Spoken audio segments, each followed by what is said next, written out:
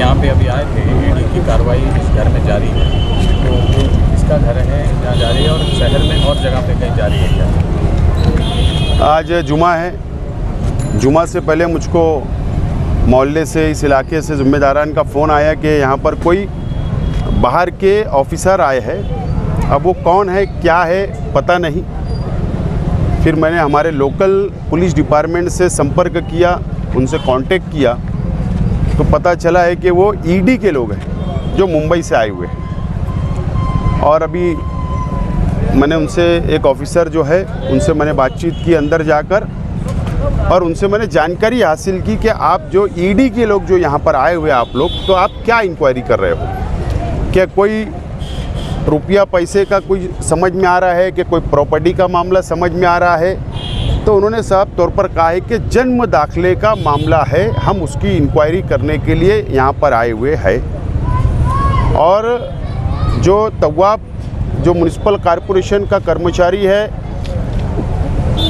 उनके परिवार के लोगों से मैंने अंदर यही कहा कि इन लोगों को मदद करिए, इन लोगों को जो भी मालूमात चाहिए हमको मदद करना है।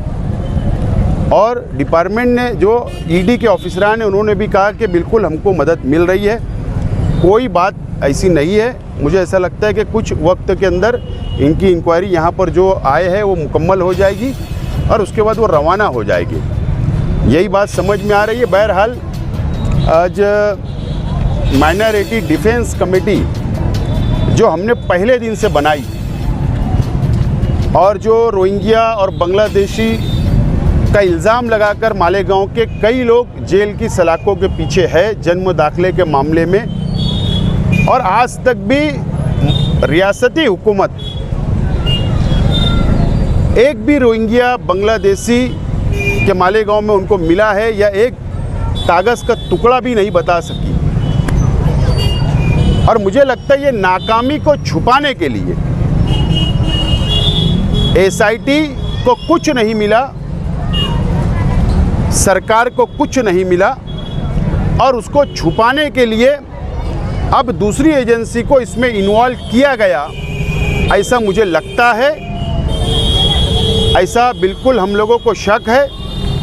और मालेगांव शहर को बदनाम करने के लिए ये सभी इंक्वायरी हो रही है, ऐसा मुझे आशंका है। बहरहाल हम लोग इस मुल्क के संविधान को मानने वाले हैं, इस कानून और कायदे का पालन करने वाले हैं, और ये शहर ने हमेशा पालन किया है कानून का। और जो भी एजेंसियाँ इसके अंदर आई है या और भी आएगी, तो उसका मदद करना, इंक्वायरी की मुकम्मल उनको जानकारी देना, जो भी उनको लगता है, उसके लिए माइनॉरिटी डिफेंस कमेटी, हम लोग, हमारे वकील और हम तमाम ही लोग मिलकर, चाहे अब ये लड़ाई जहाँ तक भी जाए, बम्बई तक तो पहुँची है, बहरहाल हम लोग के लिए फ़िक्र की बात है। हम लोग, हमारे एडवोकेट जो है, जो पैनल हमारा तैयार हुआ है, हम बैठेंगे, सलाह मशवरा करेंगे।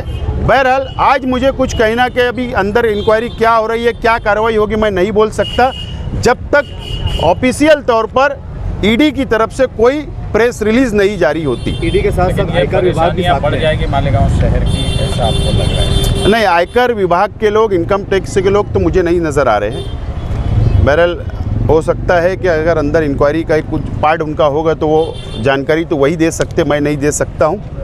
बहरहाल मुसीबतें तो बढ़ रही है शहर के अंदर, और ये धीरे धीरे और मज़ीद बढ़ रही है। और ये सिर्फ और सीधा मरकज़ी हुकूमत और रियासती हुकूमत और मालेगांव को सिर्फ टारगेट करने का काम किया जा रहा है। और मालेगांव ने इससे पहले भी बहुत झेला है, अब आदत पड़ गई है, लेकिन हम लोग संविधान के तहत ऐसे लोगों से लड़ने की तैयारी हमारी अपनी है। गांव में और जगह भी है ऐसा मुझको एक फ़ोन आया है कि गजाला जो लेडी जो बंद है, वो भी म्युनिसिपल कॉरपोरेशन की कर्मचारी है। जो खबर आई है, उनके रिश्तेदार का मुझे फ़ोन आया था, उन्होंने कहा कि मेरे तक भी आए थे और मुझसे एड्रेस पूछ रहे थे, हो सकता है उनके घर भी वो गए होंगे।